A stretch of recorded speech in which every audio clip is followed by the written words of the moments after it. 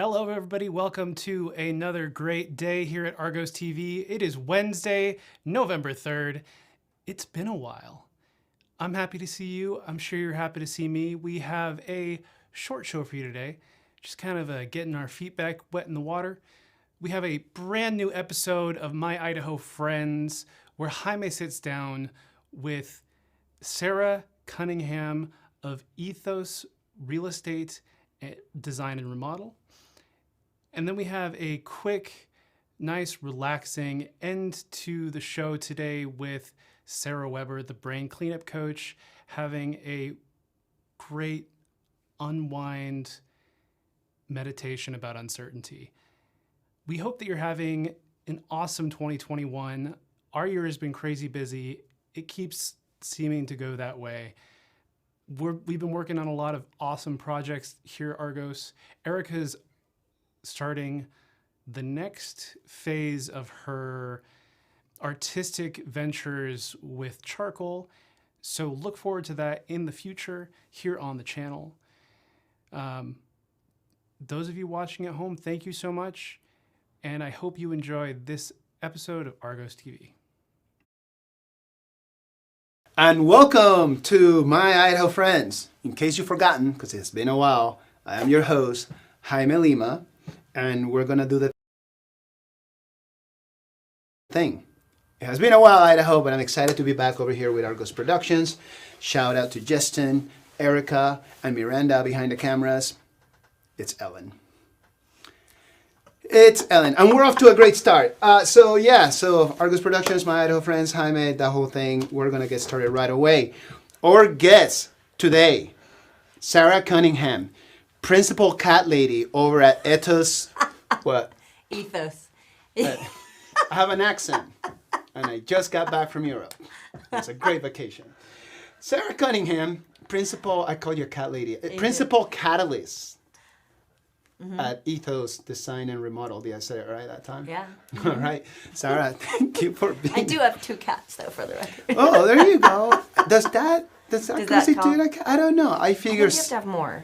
I don't know. I think it's kind of like children, that if you have 3, you might as well have 10. 3's a lot of kids. I only had 1. I'm just saying, like, you have 2 hands.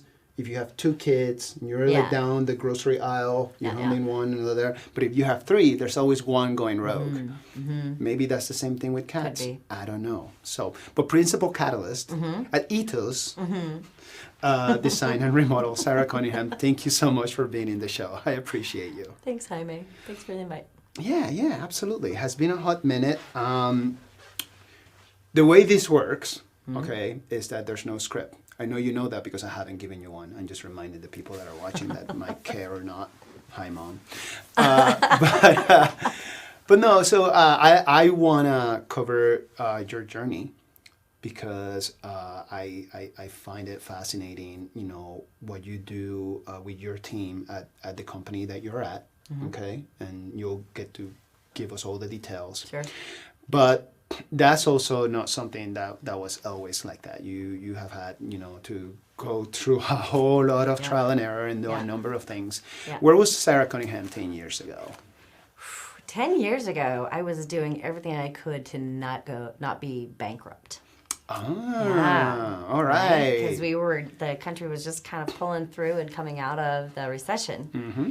And having started my company in 2010, you know, during the recession, getting the work and getting the client, getting the pipeline, you know, was a bit of a challenge. Okay. I mean, I was scraping by, but I was definitely doing everything I could to not foreclose on my house and go under. And it was really just, honestly, getting through that financial challenge was a lot, but it was the threat of having to move that lit the fire under me because I hate moving. I don't like the packing and trying to find the new. I was like, and moving home or you know whatever I might have to do that a lot of adults did, move in with mom and dad. I'm like, no, as a single mom at whatever 38 I was, that wasn't an option. So Yeah. Wow. You abhorred the process of moving and living with your parents so much that it made you eventually into a successful business owner. It did.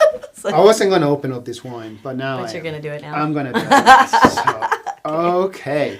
So, you mentioned, starting your company. Uh-huh. All right. So Yep. 10 years ago, not trying to go bankrupt just like everybody else, Yep. or at least, Yep. the majority of the country, right?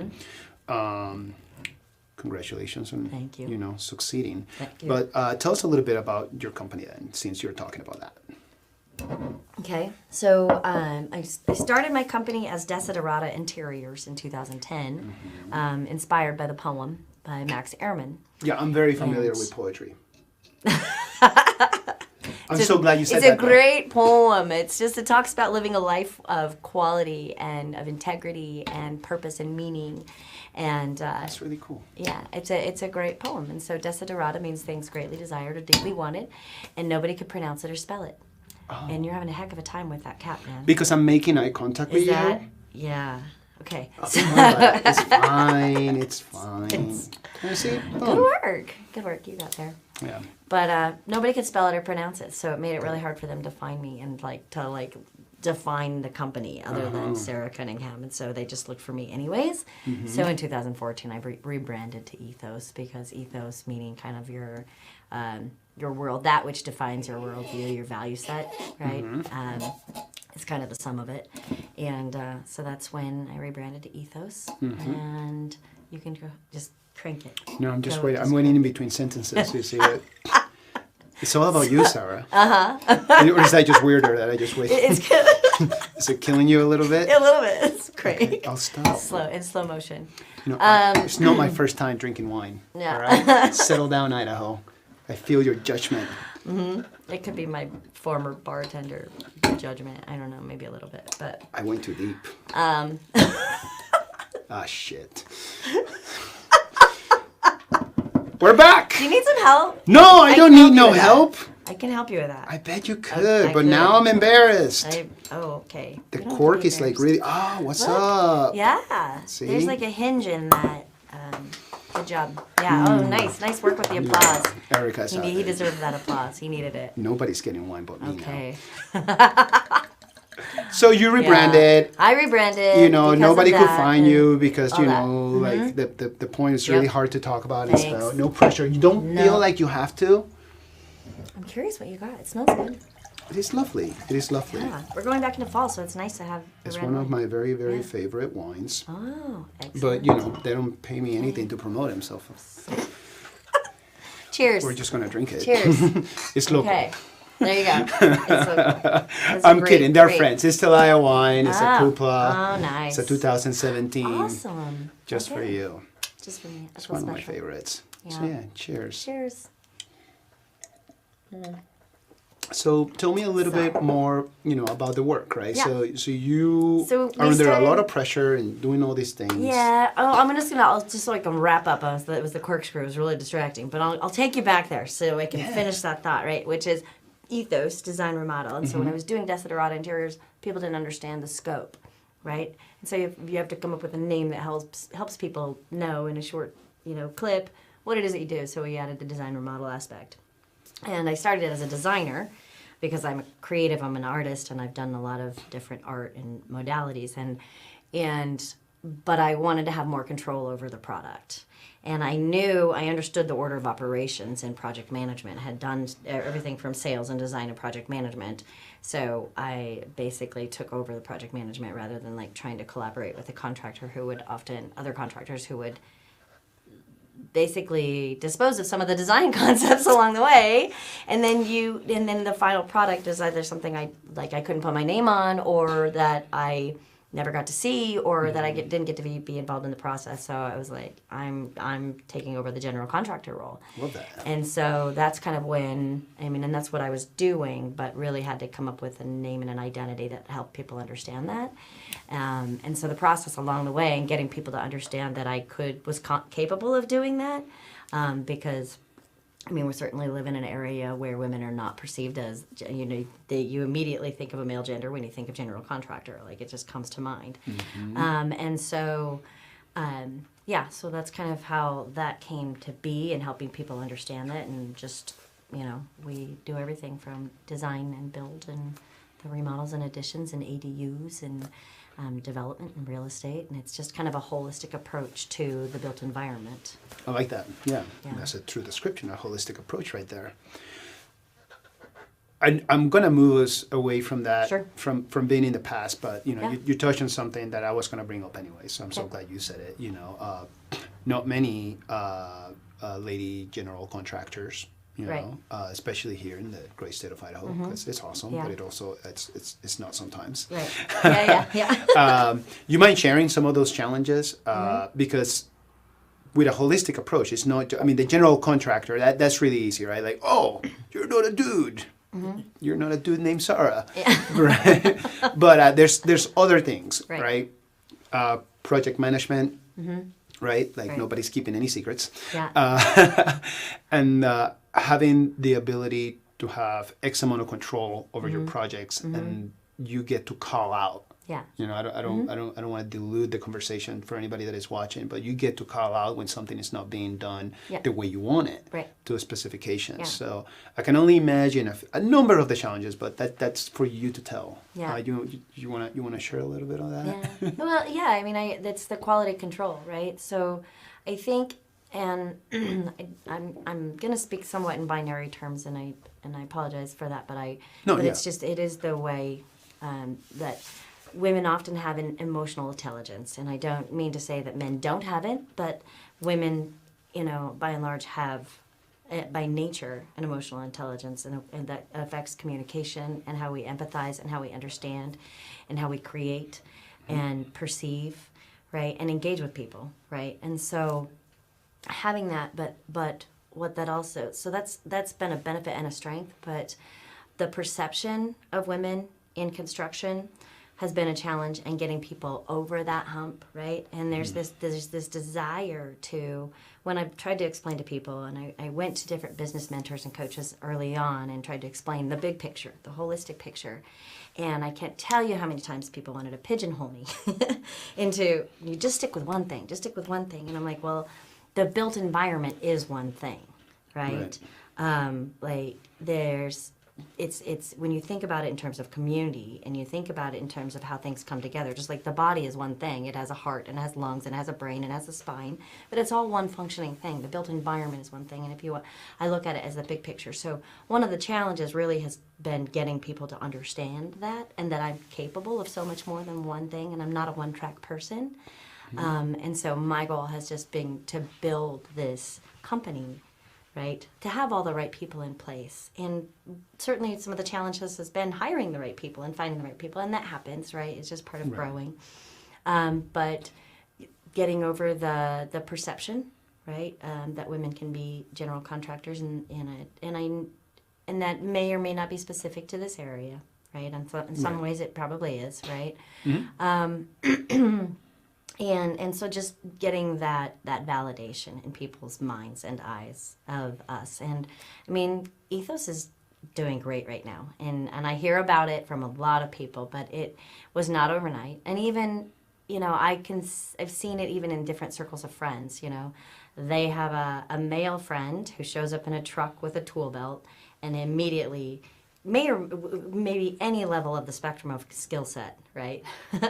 But if you have a tool belt and you're a guy, you immediately are validated as a competent contractor, right? You know something. Yeah, exactly. And so, I may not be the carpenter, but I know what quality carpentry looks like, right? I know the basics and the mechanics of how to put things together. And I learned that in my background in building sets and doing takeoffs, and even in my 5 years as doing sales and design and project management at the company I worked for before I started my company. And so I have a lot of just a wide breadth of knowledge of the skills and what it takes to get something. And even talking to someone, you can kind of tell by the way that they communicate it, what their level of competence is, right?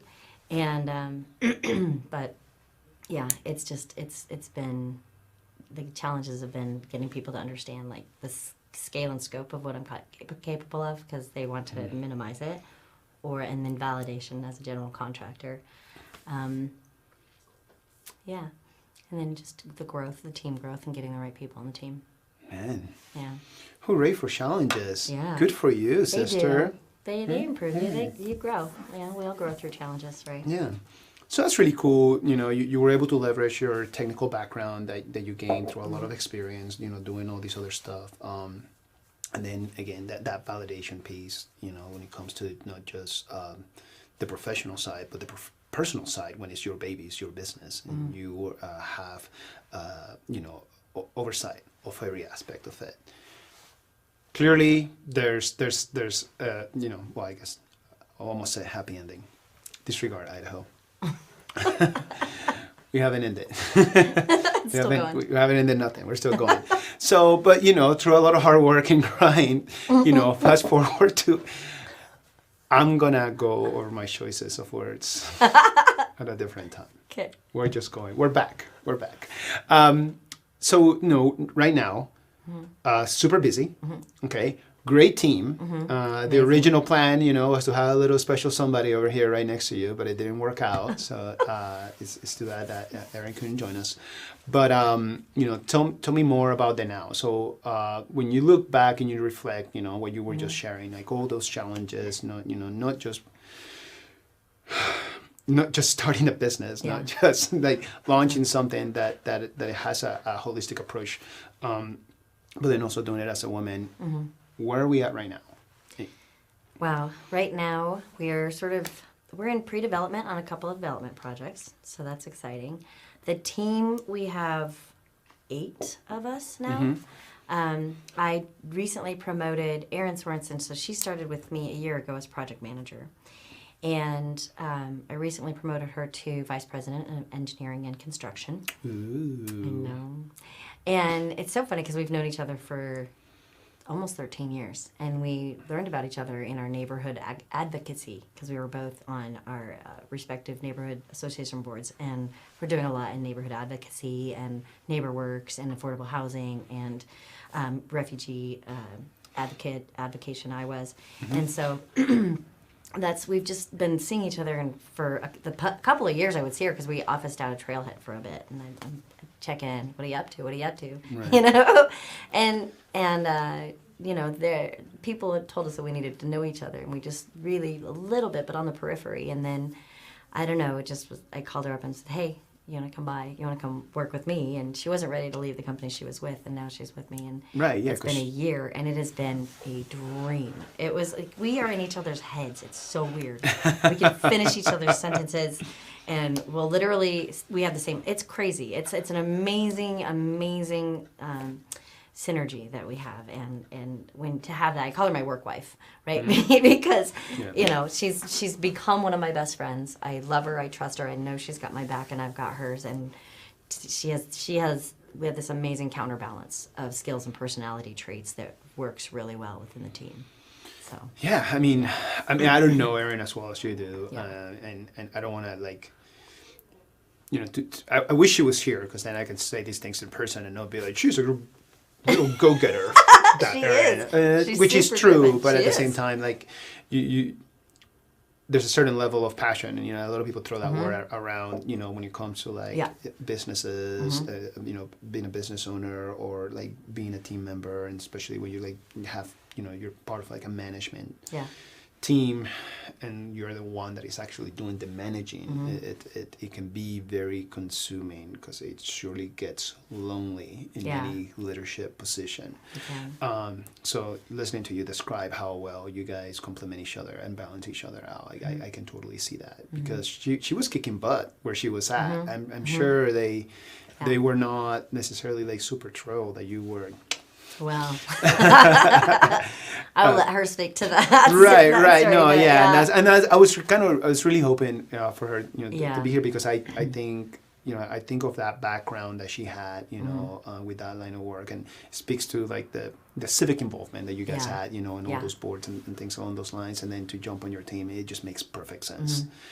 Sometimes it's not necessarily the money or the work, sometimes it's the people. Yeah, well, and by sometimes I mean a lot, and compensation and all those other things just kind of like become organic, when you're running a successful enterprise, and success, that being like whatever it is for different folks, right?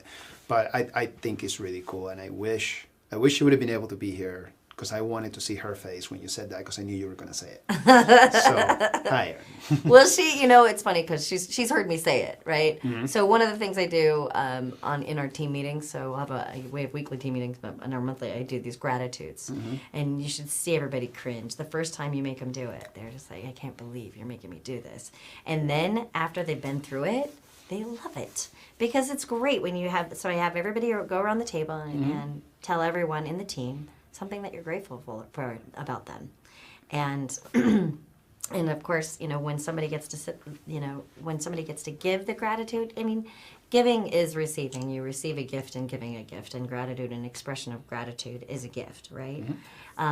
And to acknowledge something that you're grateful about somebody, and then that person to get to hear from you what you appreciate about them, is a beautiful exchange, right? And it's a great way for the team to be able to pay more attention to to acknowledge the things about each other, and just building that sort of camaraderie in the team. And so, but I've told her our last meeting, when I did my gratitudes, I told her I was madly in love with her. So, which, you know her, so you understand. Yeah, I totally understand. I know her. I mean, she's amazing. Yeah, she is pretty amazing. Yeah, we have an amazing team. So, there's Aaron and Brian is our site superintendent.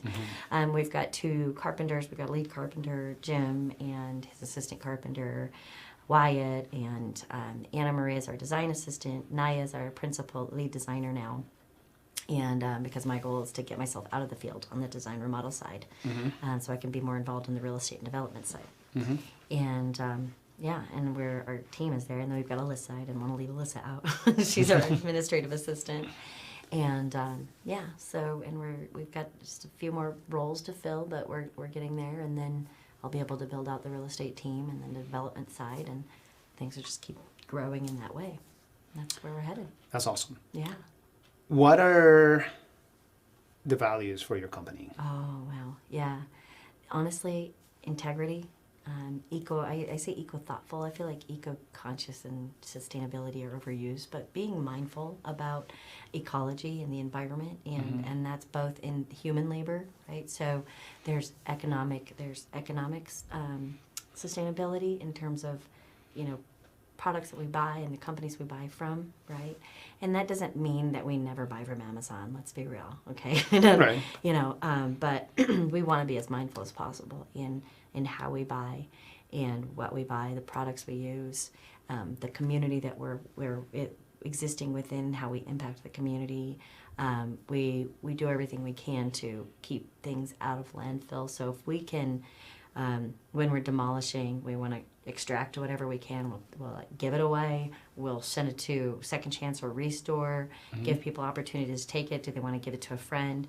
Anything we can divert from the landfill, we will. We've got bags on site to kind of take, because every time you're ordering materials, like there's boxes and boxes and boxes from shipping. So we'll, put the cardboard aside to recycle that.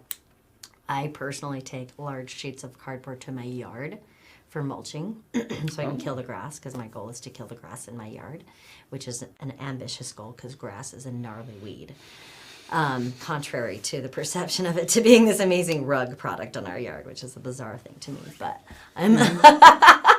My neighbors look at me like I'm crazy when I tell them if I could just garden the whole yard, and it could just be a garden, and then I don't have to worry about, to me it's just such a waste to be watering. It's like high desert. Don't even get me started. Like a lot of my friends love golf. Maybe you do too. I go to a golf course and I'm just like, See, water the golf course for the sports people that want to play golf. But having a yard in a high desert, when we have climate change issues and we're having more drought in different areas, like water, quite frankly, is life. We don't live without it, right? We don't exist without it. So, anyways, it's in how we live. It's an integrity thing, in terms of our values, of our ethos, integrity. My goal is to be integrous with our clients, with our team, and that doesn't mean I'm infallible. It doesn't mean that we're infallible. It just means that you strive to live with integrity, and when you're out of it, you acknowledge it, you own it. It's accountability, right? Accountability is part of integrity, and so, own up to it and fix it and move on, right? So creativity, right? And being driven and sustainability and community. We're real big on community because, as you know, both Aaron and I have been involved in our neighborhoods and communities in the past. And right now I had to pause because I was volunteering myself into poverty for a while. And I was like, I can't. I'm never going to be poor enough to help homeless people. You know, like you actually have to thrive and make yourself successful if you have the capacity to do, because you're in a better position to help people and lift up other people up. Yeah. No, absolutely. There's no way spreading yourself too thin and then just grinding yourself to the bone for causes that you're passionate about. Like I get that, but there's so much more of an impact that you can have when you're able to place yourself in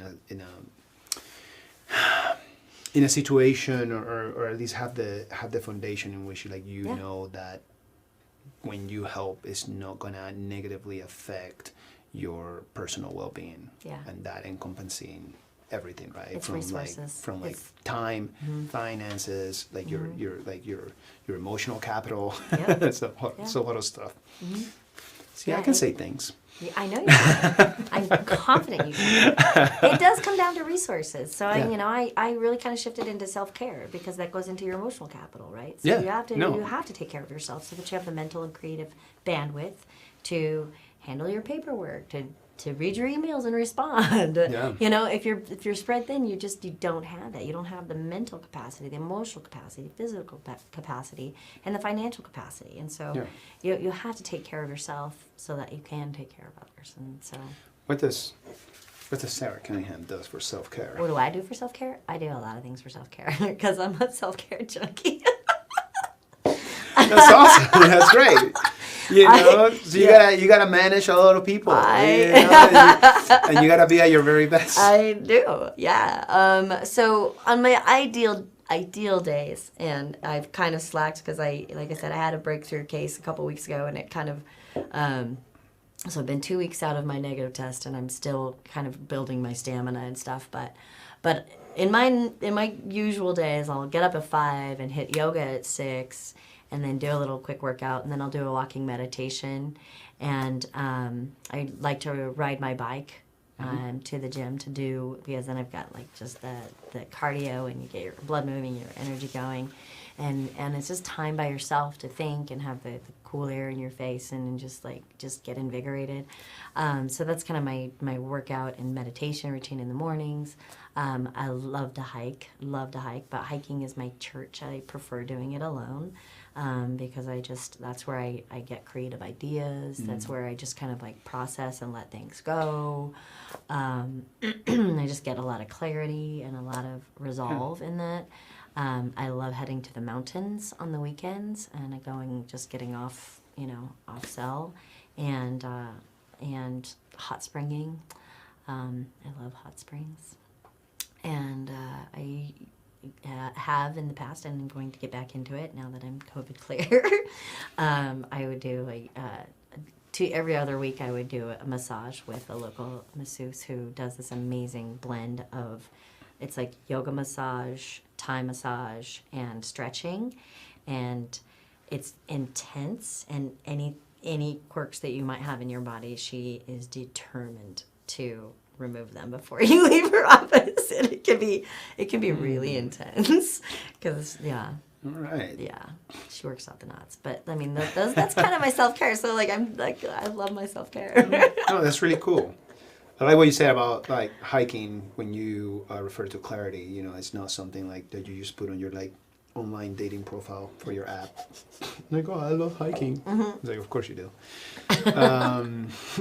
Which there's nothing wrong with that. You know, everybody walks or whatever. You know, I'm just talking smack. But the reason why I bring that up is it just reminded me of one of my favorite books. Mike Irwin, the author, is Lead Yourself First. When are you familiar? No, but I understand the ideology. Right. So the whole thing is just being able to find clarity through solitude, and has a number of case studies and historical samples of different figures during super crazy circumstances, and which is I need to make some decisions. You know, I'm gonna go for a walk or a hike, if you may. So good on you.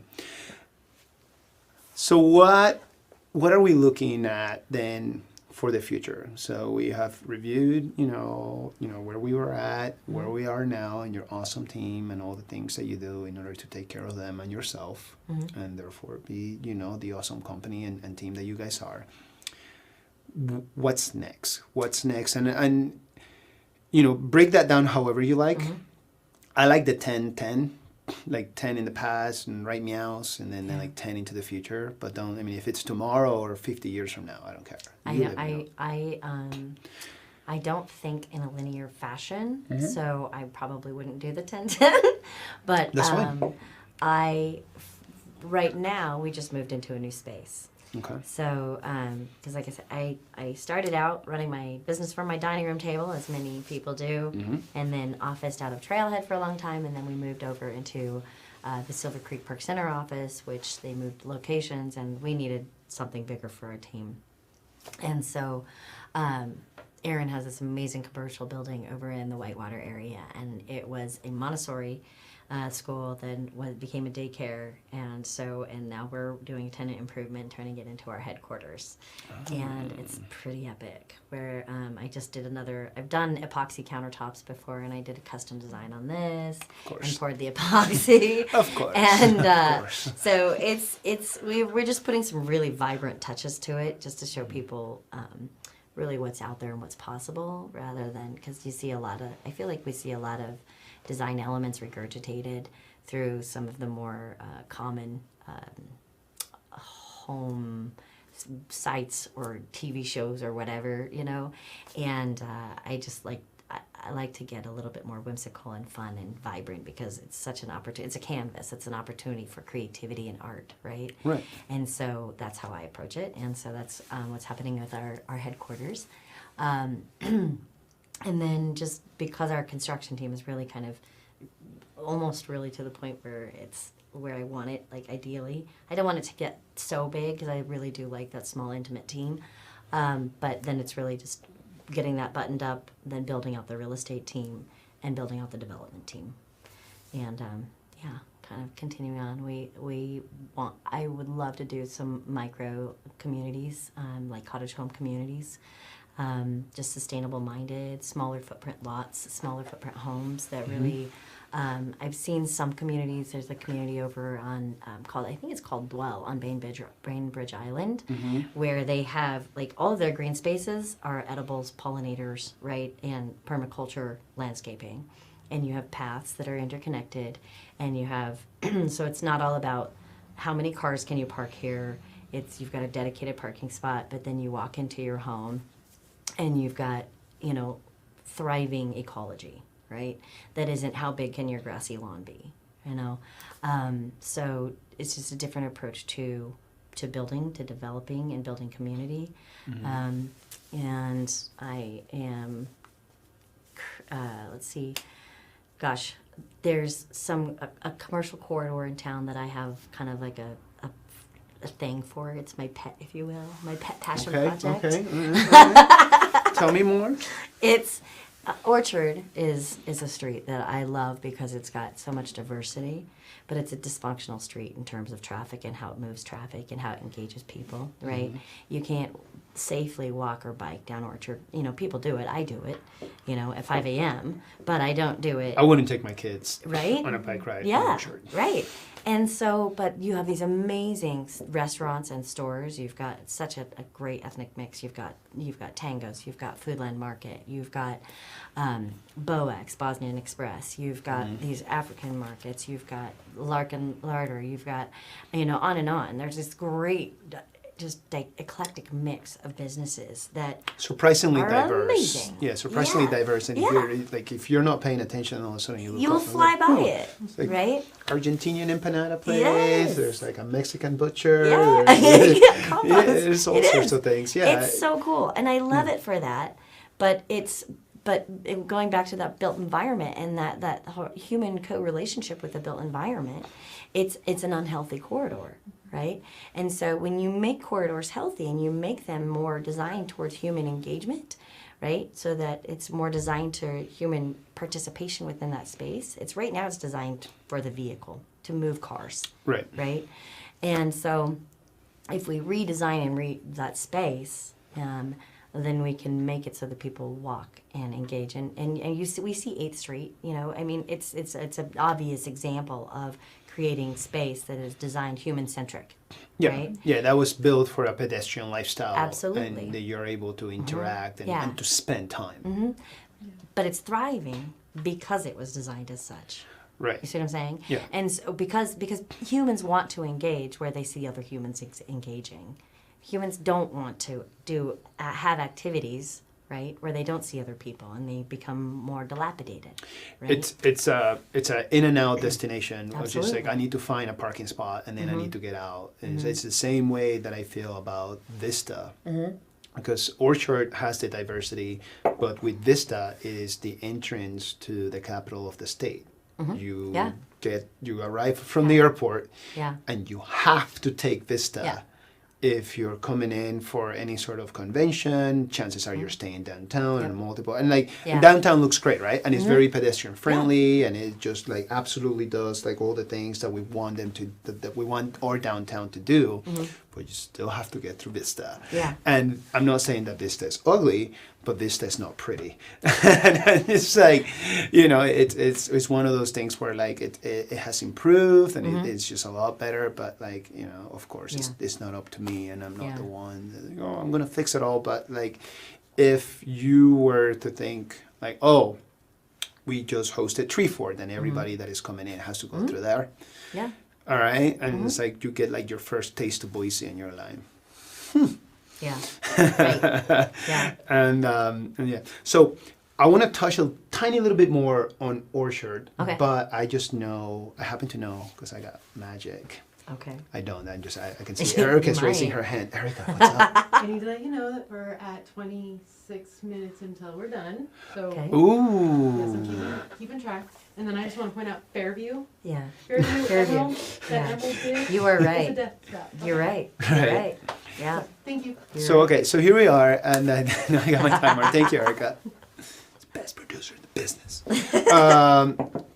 So, what is your idea of a solution for Orchard, or at least where do we get started? You know, I will tell you that what we hear time and time again between developers and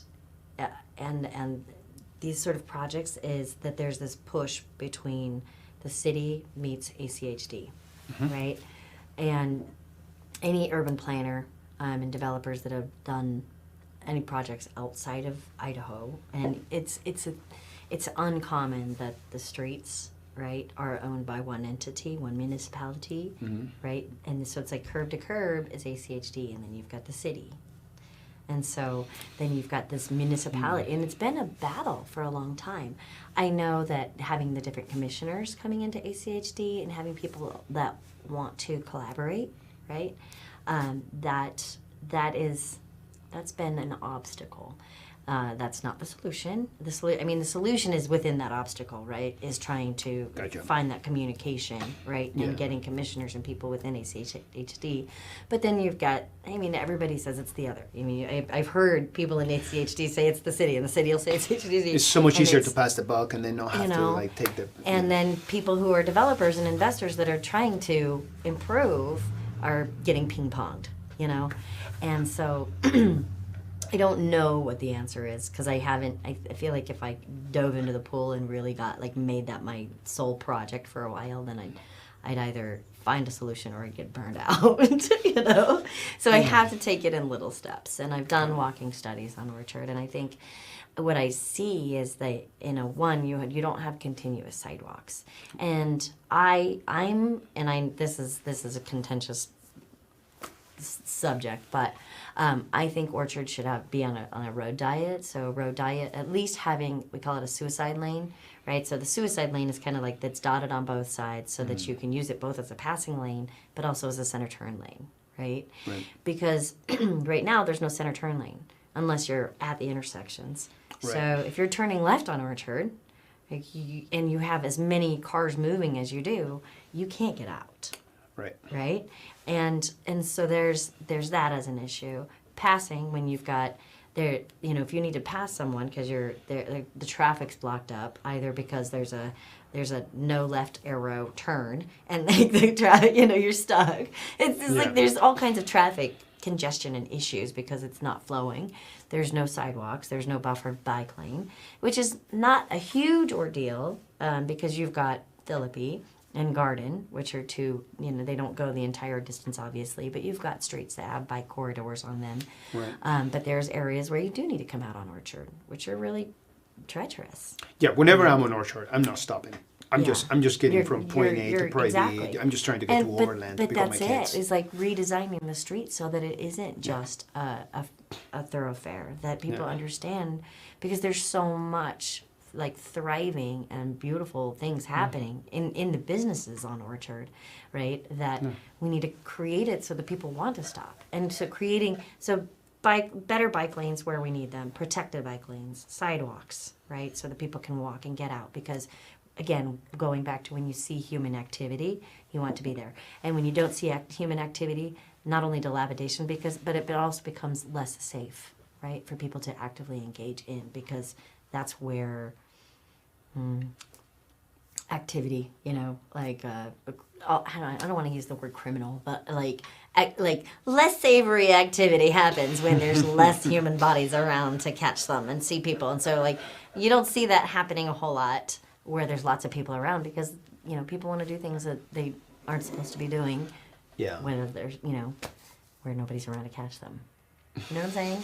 And so creating the street so that there's more human activity, and that means making it safer for people to be outside of their 4-ton square box and be, in an unprotected human flesh bag on the street, so that they can engage in the businesses and walk around and sit on a patio and drink coffee and have a glass of wine or a beer or whatever on the street. There's a number of businesses there that come off the top of my head, and I'm just like, I'm going to stop by sometime. But when I'm driving through there, I just want to get through. Right. I think there's the cupboard, or it's like a witch store or something. Oh yeah, Crone's Cupboard. Yeah. It's a great store. I just want to stop out of curiosity. Like I just want to go. Go into Crone's Cupboard. Like I just want to go, But it's also really a pain to pull in there and then to have your butt pulled out into the traffic. I have no desire to deal with that right there, especially because most of the time that I'm driving through there, I have my boys with me, I have my kids, and they're little, and it's just like, I know. Okay. So yeah. All right. We gotta start moving towards the end. Okay. I want you to please tell the camera, not just me, and that one is your camera over there. Yeah, I want you to let everybody know, as a reminder, right? And so, of course, Sarah Kahneman, they know who you are, but let them know again. A little bit more about your business, whatever it is that you want them to know, how they can get a hold of you, how they can get a hold of your team, or whoever the point of contact is, whether there's a website, social media, email, something that you're supporting right now that you would like to share with everybody, please go ahead. Okay, thank you. So Ethos Design Remodel and Ethos Real Estate, you can find us online at ethosdesignremodel.com. The real estate website is available through that as well. You can find us on Facebook under both those business names. You can also find us on Instagram under both of those names. And you can email us at info, I-N-F-O, at Ethos Design Remodel. That's ETHOSDESIGNREMODEL.com. And and so you can track us down there. You can give us a call. You can engage with us on any of those platforms. We would love to help you, love to, work with you and collaborate and help you create, find, build your dream home. That's what we do. We do it with art, we do it with integrity, and we do it as sustainably as we possibly can because we care. And we're local girls, women.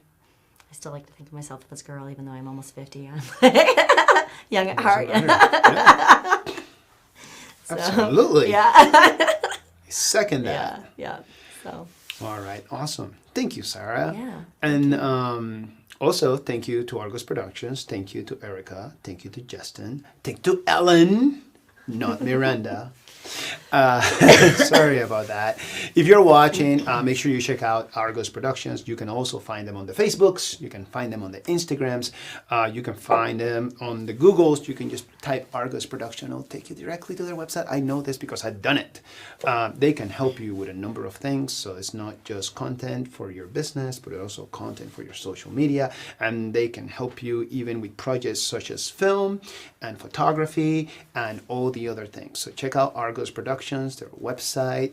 The link will be right here below once this goes on our YouTube channel. So thank you, Justin. Thank you, Erica, for allowing me to have My Idaho Friends here, be part of your Argos Productions family. Shout out to Jewel Case. Jewel Case is my employer. And I should be at work, but instead I'm over here. So thank you, Jewel Case. I appreciate you.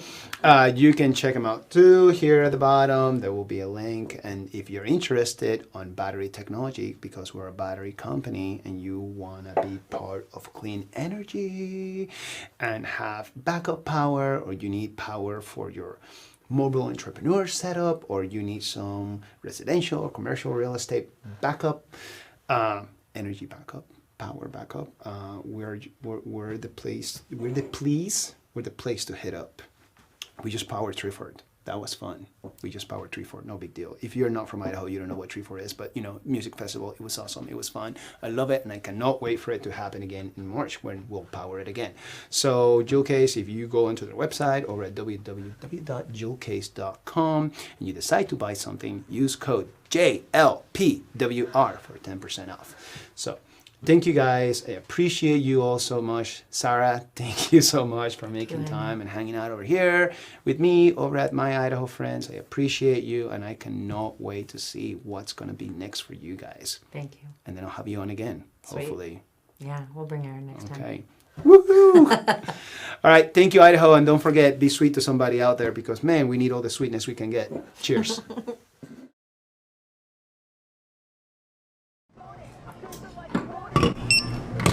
You're 21, right? What? Oh, yeah. Just graduated. Wait, what? Just graduated? What? You just said you just graduated. Oh, hold on. Sorry, I'm getting a call. Yeah, hey, I'm just at JD's getting beer. I know, I can't believe I'm finally 21. I'll call you back. Let me see your ID.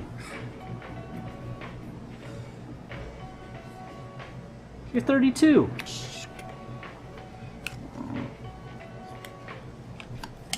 Chip.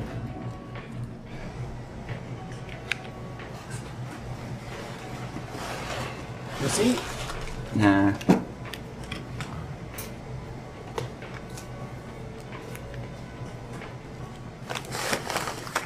The beard's fake. Just go.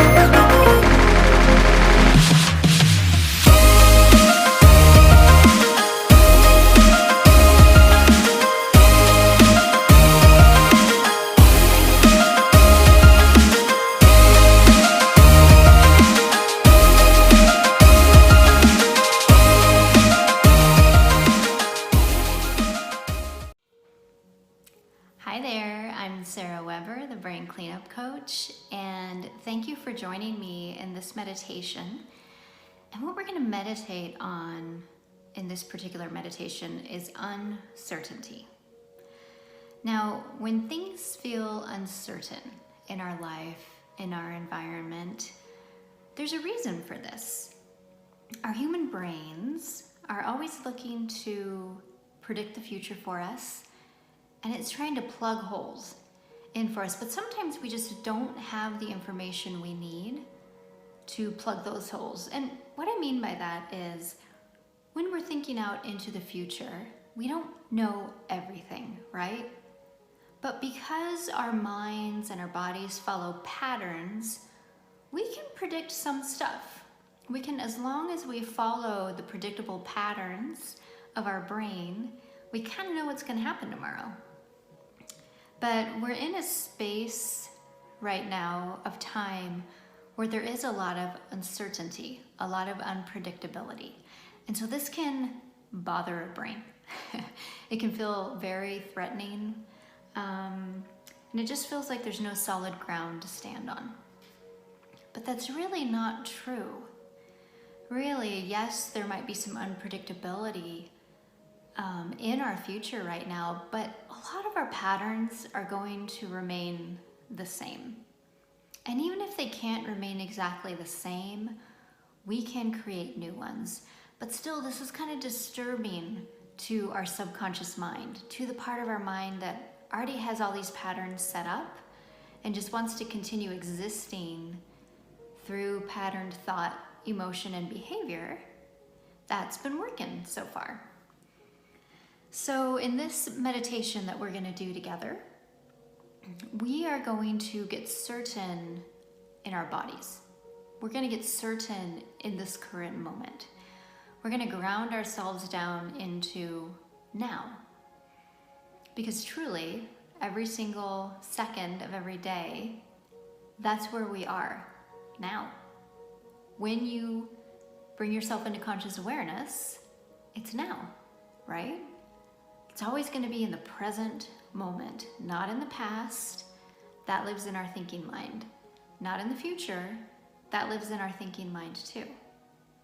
But if we can ground ourselves in the present and become mindful of right now, then we can let go of some of that uncertainty.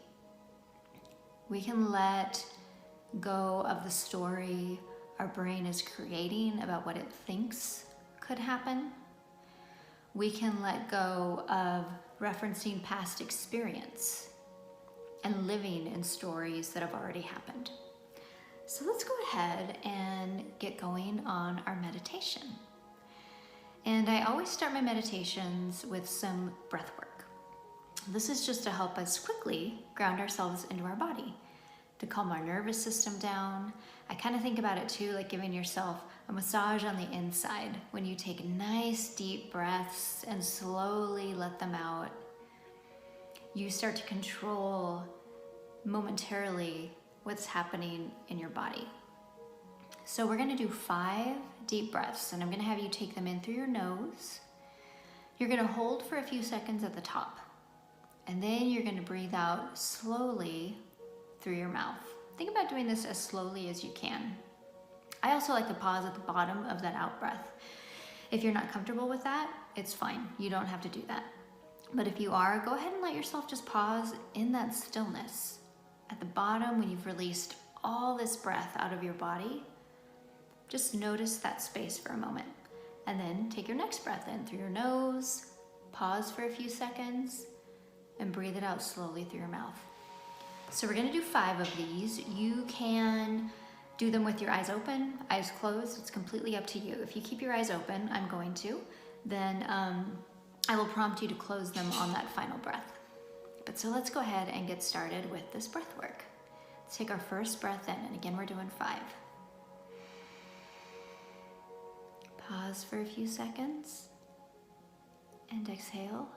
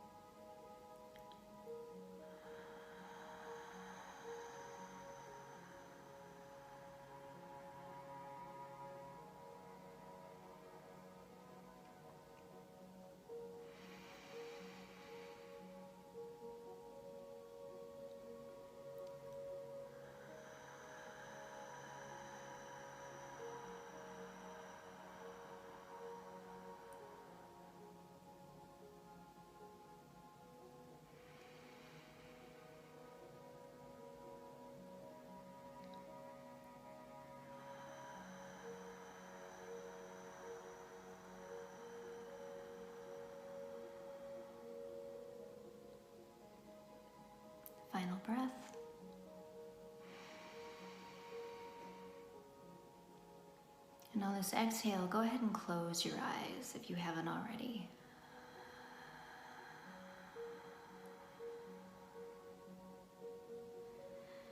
Let your breathing now return to normal. Just breathing in and out through your nose if it's comfortable. And notice any stillness you've created in your body by taking those deep breaths. Perhaps you feel a little more relaxed mentally. Maybe some tension that was in your body has been released.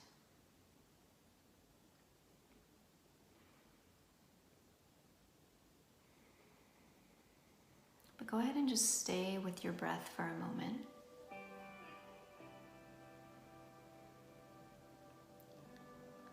Feel the air come in and cause your chest to rise, maybe your shoulders as well. And feel that air leave your body.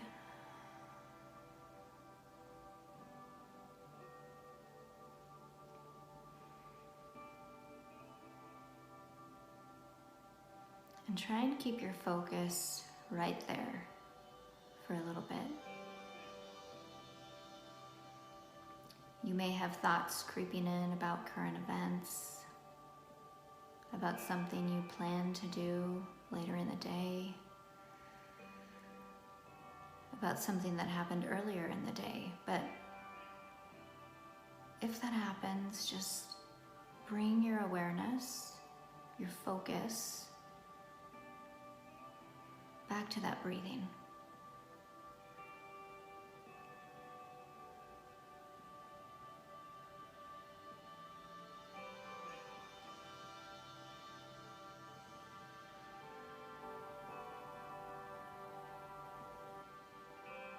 Feel yourself present in your body.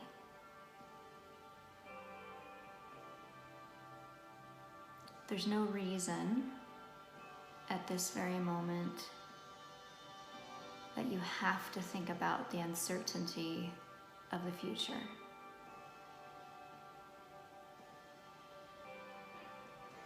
There's no reason at this very moment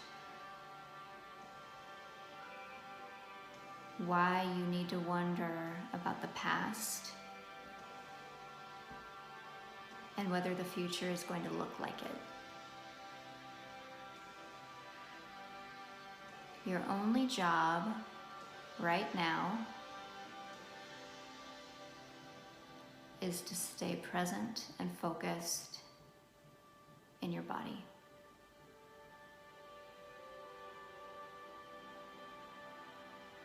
Go ahead and start to take your awareness around your body. You can start wherever you like, but just start scanning around your body to see how it feels. Notice if there are any physical sensations.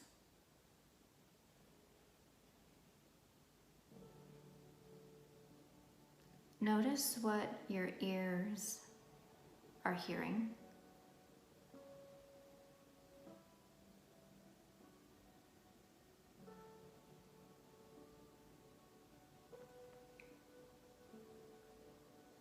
Notice if you have a taste in your mouth.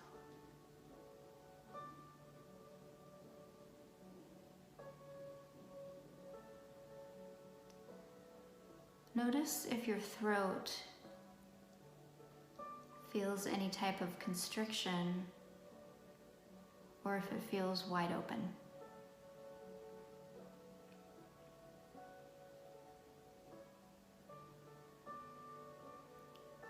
Notice if your lungs feel any tightness or resistance to breathing.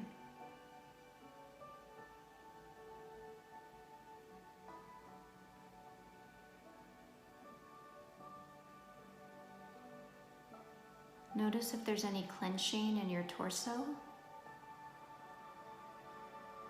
or if things are relaxed.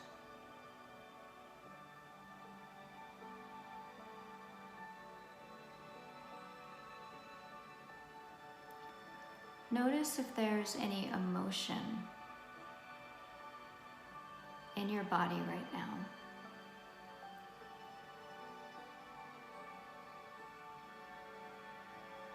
Is there a feeling making its way through, talking to your nervous system, telling you how to feel in this moment?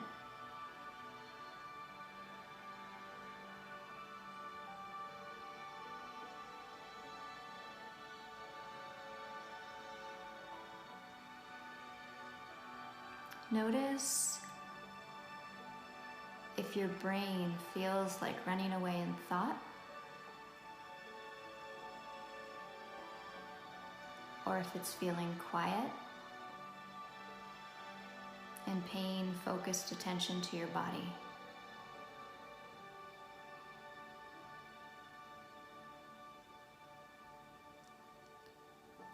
Notice how your toes feel. Can you feel their presence, their existence on the ends of your feet?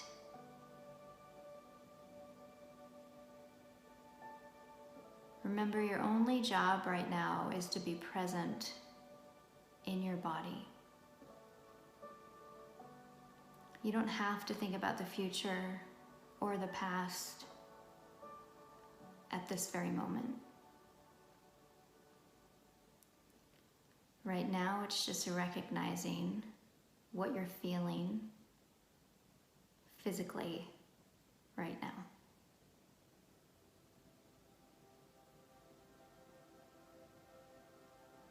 Do your hands feel hot or cold?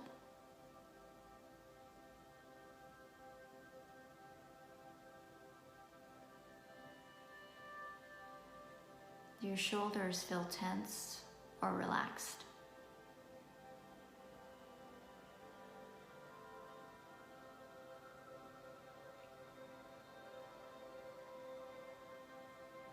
Now go ahead and bring your focus back to your breath.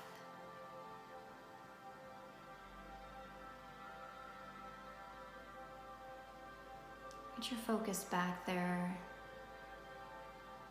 in your chest, where your lungs are drawing air in and expelling it out,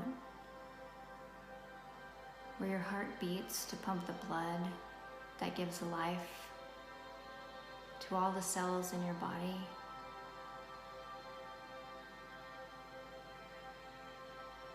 Where your ribs hold your torso upright and keep it strong.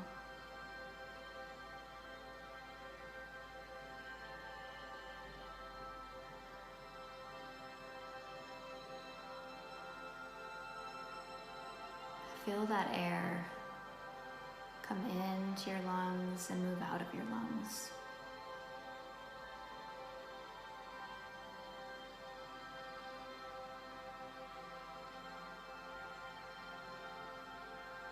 And now go ahead and take a nice deep breath in. Exhale it through your mouth. And open your eyes. Come on back. You roll your shoulders a bit. And thank you for joining me in this moment and getting certain in your body. And know that that's where you can always find certainty in your day. I look forward to meditating with you again. Thank you for joining me. Bye.